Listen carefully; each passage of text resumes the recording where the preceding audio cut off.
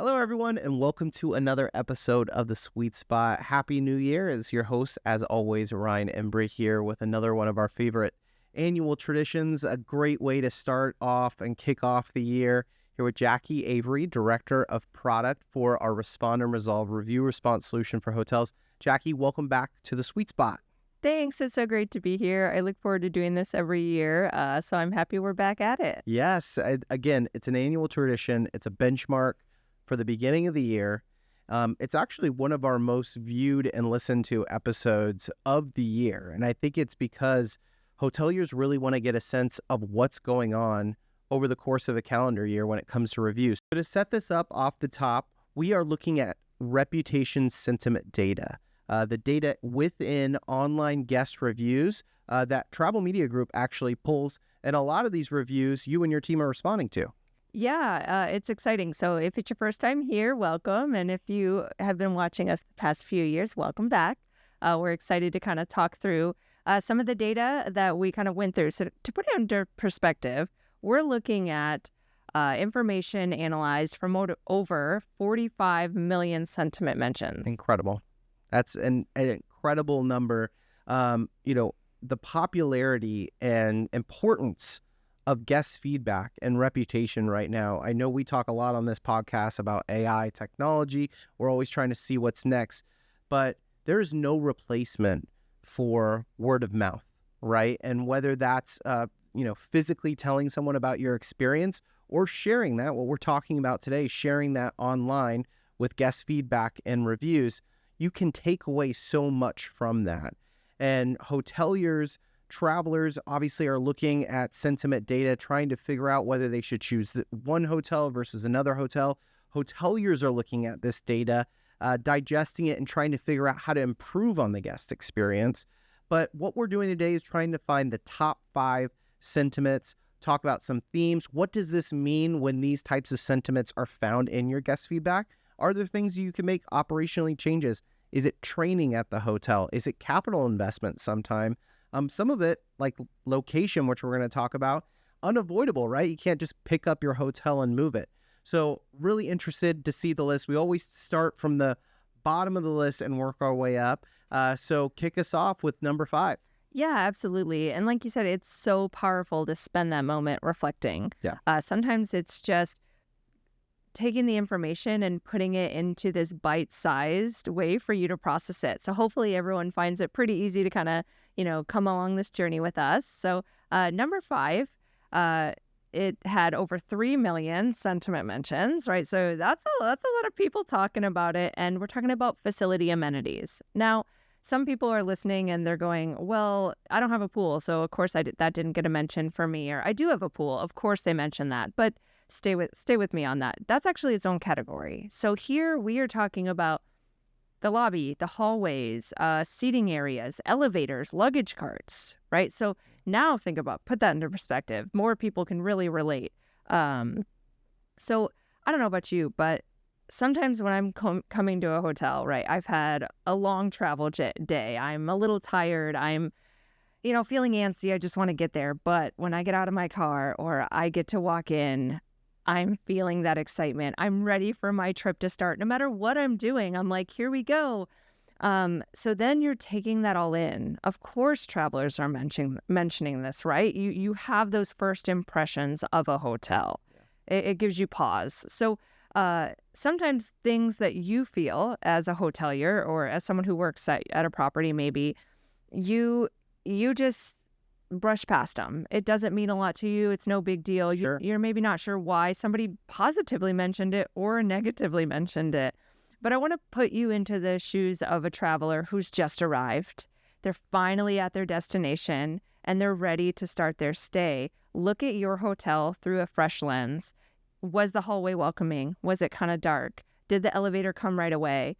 Were there any luggage carts available, right? Sure. Did it excite you to see somewhere that maybe you might meet your friends down in the lobby and you guys might hang out there before you headed out later? So all of those things, I challenge you to now kind of view your facility amenities from that first time arrival guest perspective. Yeah, that's a great point, Jackie. And, I started my career in hospitality as a bellman. So It was very easy to kind of take all of that for granted, seeing that lobby.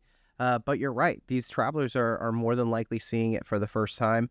One thing I'll also say is the way that we use the facility amenities has really evolved. The way that we're building new hotels right now, especially for the work from home or work from anywhere type of traveler, that could be their office space for the entirety of their trip. So they're looking at your lobby, they're looking at your public space and amenities a little bit different than historically they might have done.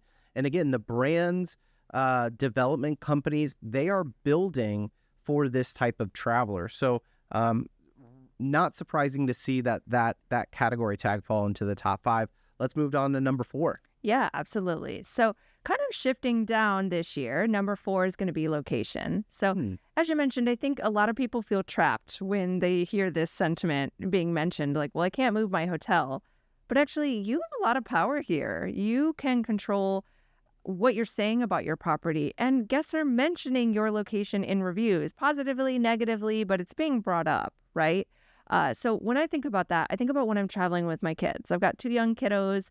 Location is so important for me. Not necessarily is it just right near the main attraction I want to attend, or is it close to the place I'm going, but I'm looking at, are people mentioning it's near a grocery store? Is it near a pharmacy? Is it near everything that I need or that I may need when I'm traveling with young kids? Yeah, great point. And if it's not, that's fine, as long as I knew that, because then I'm going to pack, right? I'm going to prepare for everything I might need.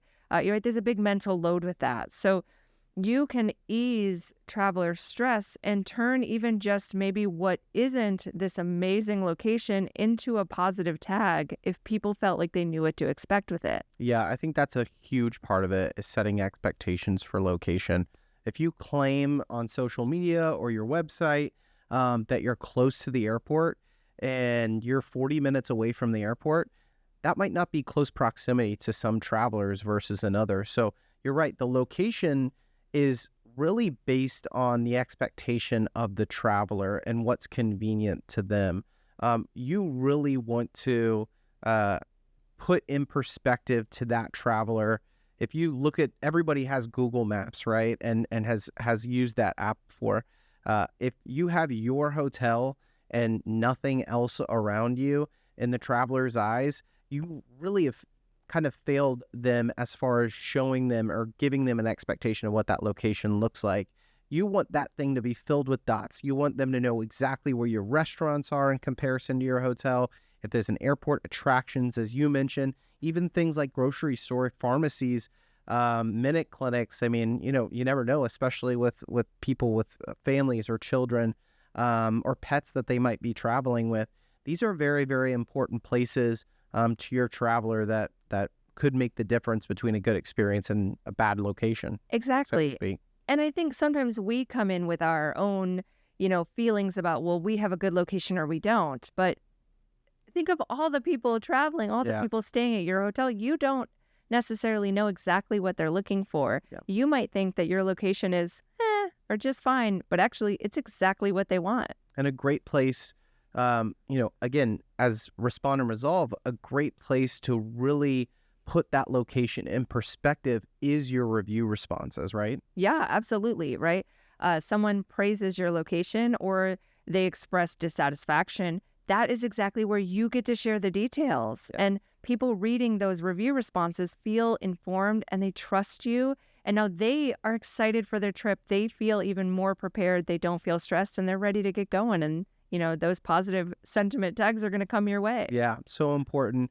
Whether it's travel media group responding to your reviews or even, a team member at the property, have them really paint a clear picture for your traveler of where they're at location wise. Because obviously this being the number 4 tag, it's very, very important to travelers.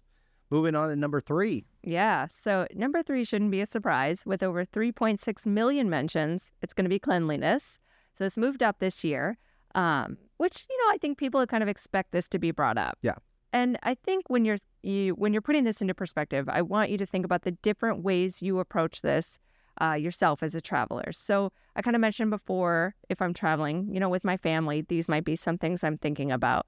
Every once in a while, I get to kind of have a little getaway or stay at a hotel with just me and my spouse. So my husband and I, we're going away. Maybe we're headed into our hotel room. You walk in and you're like, wow, it's so nice in here. It's so clean.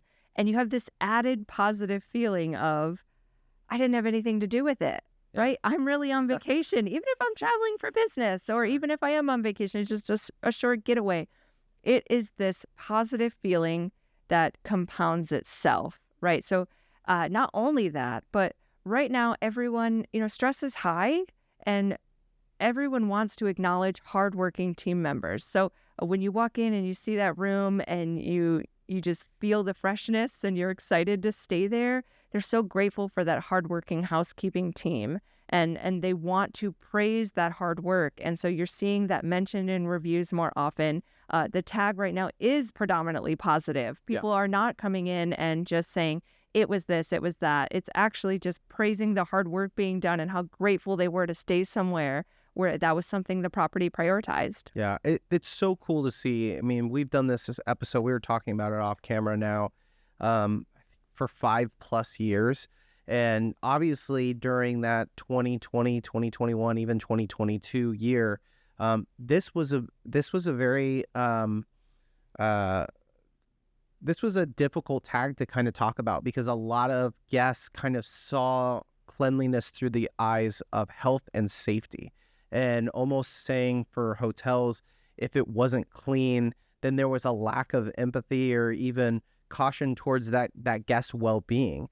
And now we've kind of shifted. I think the expectation is still, I think everyone still expects a clean room, but it's kind of moved away from there. And that housekeeping that you're talking about, that's even evolved within hospitality.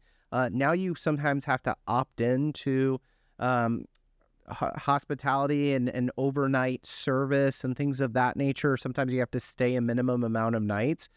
This needs to be clearly communicated. A big theme of this episode, right? It's such clear communication to set the proper expectations if something like that is a policy at your hotel, especially around cleanliness, or you'll see that tag fall more on the negative spectrum, right? Yeah, absolutely. And I think it's hard, I think, for people sometimes, especially, right? They're working so hard. They're running these property teams. They're maybe overseeing multiple hotels and they feel misunderstood. Like, well, this is the reason we have that policy and price matters to people. So we've been able to make this accommodation to keep our price down. And don't the guests get that? And how do they not understand this? Sure. I think they feel upset. But also, just because you have a certain policy, it doesn't mean the sentiment is going to be negative about it, but it will be if you hide it. Yeah.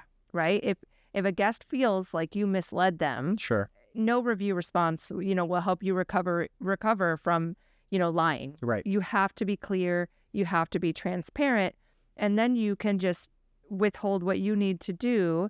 And the guests will understand because they expected it. Yeah. Right. And if they need assistance and you assist them, of course, now you're going to get that above and beyond praise. Yeah. I think a great parallel to that is when they first introduce kind of not cleaning, exchanging your towels every single night, right? And then it was explained that it actually was more of a green initiative, and that you could opt into this. And, once travelers kind of got that, and especially those savvy travelers that were doing it more and more often, they understood that this isn't the hotel trying to mislead me or pull back on the guest expectation. It actually could be something that benefits, is a green initiative and could happen to help the planet or help the earth, right? And then your guest feels a little bit more vested in that, and there's that little sense of pride and good feeling surrounding it. So I think that's a really good parallel when it comes to cleanliness, but so important still in the guest experience, as we saw at landing at number 3 on this list. Yeah, absolutely. So I think now we're jumping over to number 2, right? Yeah. Which feels like the perfect segue because we jumped to over 5 million mentions, Wow. right? So almost double from number 3. We're steep. So we're talking about staff, which fits perfectly with everything we've said now. Your staff play a huge role, and they're never not going to. It doesn't matter what kind of travel you are. If you're traveling solo, family, just a couple, and you're having a quick getaway, those team members make a difference. And right now, traveler expectations are going up, right? People want unique experiences. They want to feel like something special is happening for them. Your property wants them specifically to stay.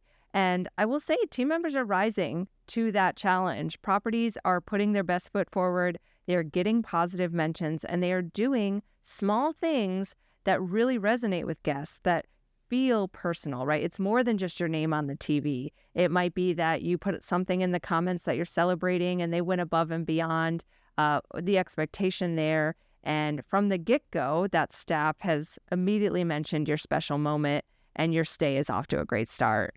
Well, you think about unique stays. You said it. Every single guest nowadays wants a unique experience. What's unique about your property? Your people. You're never going to be able to replicate the same exact staff across any hotel. And for you to get culture and service buy-in from your individual team members, they can make or break. This is the second most mentioned aspect of your reputation online, meaning that this has the second most important lever to impacting your reputation online. So if you get buy-in from your team members right now, which is so interesting because, by the way, we spend so much time talking about AI and technology and trying to predict the future of hospitality. And yet, again, the second most important or talked about part of the hotel experience right now are the people. And that is the reason why this is going to continue. We'll probably do this episode here for another couple years, or we'll probably do this episode for the foreseeable future, and staff will always be included because it is such a memorable piece of the hotel experience. And it's cool to see. I mean, what you think about those moments, I still think about to my days as a bellman or a front desk agent, sitting behind the front desk and someone recognizing me because they had heard or seen my name on a review, right? It's a really cool moment, and it kind of a welcoming place of you're starting off on the right foot. It's that first impression of, oh, you're Ryan from, I read about you on the reviews. It's such a fun place, and I'm sure probably one of the most rewarding spaces when you work with a hotel to see their team members celebrated and rewarded on online review sites. Yeah, absolutely. And it doesn't surprise me at all that people were praising you online and you helped everyone have a great stay. That's so fitting for you. Yeah, I want to point out in reviews, I guess, I think sometimes people kind of get in this loop where they feel like, okay, well, sometimes my team members can't fix that, or this guest expectation is unreasonable, or I can't change that. There's nothing I can do here. Yeah. So I'm always going to have a neutral or a negative kind of sentiment. But that's not the case. Guests sometimes understand, more than sometimes, understand that you can't actually fix everything, but your team member can make them feel heard, can make them feel valued and respected, and that's what we see in review response. It's not always that they gave me money back, or they moved to my room, or they did this, but it's like maybe someone, there was a noisy train outside and they had a white machine and they proactively offered it, right? Or there wasn't one available, but they went and found one. Or they offered me some tips on how to get here more easily because I expressed frustration. Sometimes it's just taking an extra minute and listening to that guest in the moment and trying to help them. Even if you can't actually fix all of the problems, that staff member plays such a valuable role in helping that guest feel a bit better about whatever may be happening if things aren't perfect. Yeah, I completely agree. And, hoteliers are always trying to figure out how to kind of pull the lever to generate more feedback and reviews. I'd be so curious to hear the percentage of reviews that are left on sites because of an individual, right? Because they say, you know what, I'm going to leave a positive review because Jackie at the front desk went above and beyond for me. And, I normally don't leave reviews, but I'm going to because she made my experience special. I'd just be so curious again to see people being the reason, or staff or team members being the reason that a review and guest feedback, especially in positive, right? Yeah. Sometimes it's negative, but most of the time a positive review was left because of the impact that his team or staff member made. Yeah, definitely. And it's almost like gift giving, right? If Sure. you Yeah. take the time to praise an employee, you also feel good about that. Yeah. You're like, oh, I'm so happy I took the time to, say something about the service I received. So Sure. people like to do it. Yeah. So, mention it. It's going to be this situation where it keeps compounding upon itself, just bringing more positivity and more, kind of great reviews and great sentiments and eventually great stays Yeah. to everyone who's on your property. So powerful to see. So we've made it. We're up here at the top of the list. Number one, what was the number one top sentiment for 2025? Yeah, number one, so 8.3 million mentions, kind of dominating the conversation is accommodations. Sure. So no shock there, because you're traveling and it's your room, it's the home away from home. I think here, what I'd like to say first is kind of put aside some of the things you immediately probably thought, like you thought the bed and did they have a refrigerator? Put that aside and maybe focus a bit more on stuff that may not come as naturally, but plays such a big part of if people are happy. So again, I told you I have 2 little kids. So think traveling a family of 4, you're excited. You put your key, you go get in the room, you turn on the lights. How's the lighting? Yeah. Is it what you wanted? How's the temperature? Are you comfortable? Are you worried that you're going to be hot or cold? Or do you not have to feel that stress as you walk in? What's the layout? Are we going to feel cramped in here? Or no, this is exactly what I expected. I can't wait. We're already picking our spot. I'm going to put my suitcase here. Let's put your suitcase there. The kids are opening the drawers. They're looking through everything. Feel that moment because that's what your guests are doing. They're not walking in with a checklist going down your room details, but they're going off what they expected versus what they arrived to, right? That moment, it's so hard, I think, to do that when you're in and out of a hotel room for the 1000th time. I'm not saying that's easy, but it is possible, right? Kind of like circle back to number 5, where I said, walk in your hotel room as if your hotel lobby, as if it was the first time. Do that every once in a while with your hotel room. Mm-hmm. Walk in and in your mind, have a different mindset. Am I a solo traveler? Am I traveling as a family? Am I having a couple's getaway? And now walk into the room. What do you notice? Yeah. Because that's what they're noticing. And right now, they're talking about it a lot. Yeah. It's the number one aspect of their stay. Again, not surprising. Great perspective, though, on that. And I think, as hospitality people, we host so many people per year, right? You could have 100+ rooms and all of those with an average night stay of, 1.5.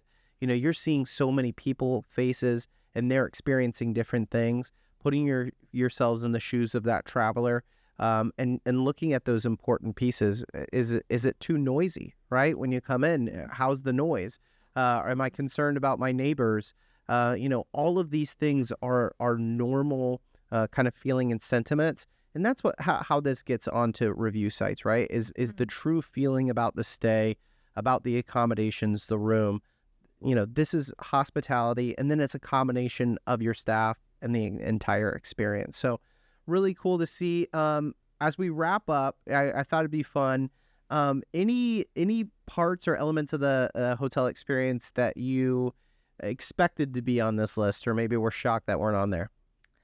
I wouldn't say shocked, but I would say I kind of wish it was. I would say I love talking about kind of the food sentiment, not just because I'm a foodie and I enjoy the great flavors, but because of what a powerful impact it has on people's stay. So it didn't make the top 5, but it was an honorable mention with 2.8 million, kind of different records. Yeah. Yeah, it's a big deal. And I think when you hear food, you think breakfast, but it's so much more than that, right? It's, is there a candy dish in the lobby that people can grab from? Or are there treats available for your pet? Or let's see, some people have, fruit-infused water at the front desk. That's just a special touch. Or a little gift basket in your room that you didn't expect with some snacks because you had a late arrival. These are such memorable moments, and people love to talk about them.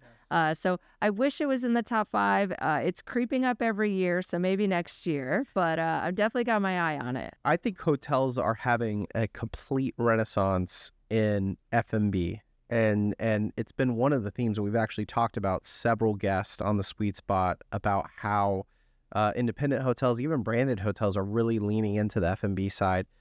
Jackie, you and your team have the pleasure of, partnering with some amazing hotel partners, which also includes some restaurants within there.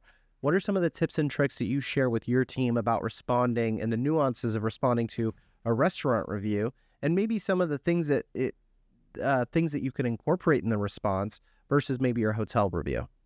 Yeah, so obviously I'm not going to give away the tricks of the trade here, but I will say keep your menu close while you're responding. You want to know, right, what the person who left the review was looking at, and menus change all the time. So if you don't even know what was available when they dined with you, how could you appropriately respond? Yeah. I would also kind of keep in mind, what experience were they going into? Is it a hustle bustle hotel? Is it you can feel the vibes of the hotel from the restaurant, or is the whole idea you're supposed to be feeling like you're not in the hotel anymore? Sure. So Yeah. you really need to get keyed into the atmosphere and the specific menu that was available when that guest stayed. Otherwise, I think it's really hard to give an authentic, careful, caring response. Yeah, absolutely. A restaurant in Miami Beach on a Friday night, it's going to have a very different atmosphere and vibe to, a branded hotel, maybe off the highway, right? And responding to those two reviews could look and sound very, very different. My little tip, I don't do the responding to reviews, but my little tip is storytelling.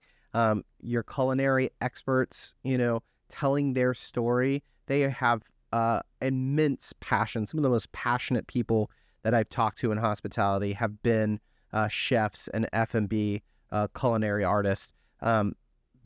To get that passion and to put it into your social media, your website, your reviews and responses is so important. And also share, if you have a story with sourcing, how you source your food.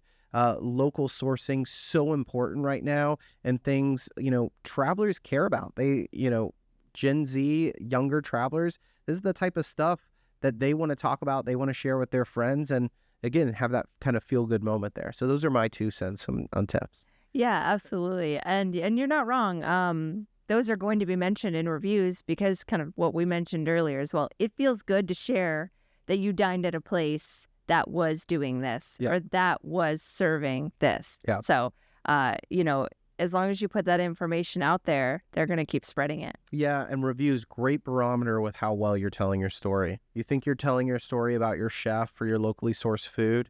If you're not seeing that mentioned or talked about in your reviews, it's falling flat, it's not hitting. And that's just not for F&B, that's for your hotel experience too. Because I'll talk to guests on this podcast. They'll share some amazing fun facts, and then we'll, go to their website and can't find it anywhere, or their reviews and can't find it anywhere. So make sure, that's all part of getting your team members a part of the story and sharing that with the guests. Great tip. And again, you want a barometer with how well it's working. Just check the reviews, and hopefully Jackie and her team will be responding to those. So Jackie, thank you so much. I'm always so interested to kind of hear this list and gear us up for 2026. Thank you so much for being on the podcast, and thank you for doing this with me. Yeah, thanks for having me. I love going through it all. I can't wait to see what we're talking about next year. I know. But, of course, I'll work on getting you some of those data points you were interested in. Maybe we'll get some of those staff mentions next time. Yeah, it'll be here before we know it. Hoping for a record-breaking year. And travel is certainly not slowing down, so can't wait to talk with you about it. And good luck to you and your team as you head into 2026 and continue to partner with our hotels across the country. Yeah, thank you. Thanks so much. All right, and we'll talk to you next time on The Sweet Spot. Thanks for listening.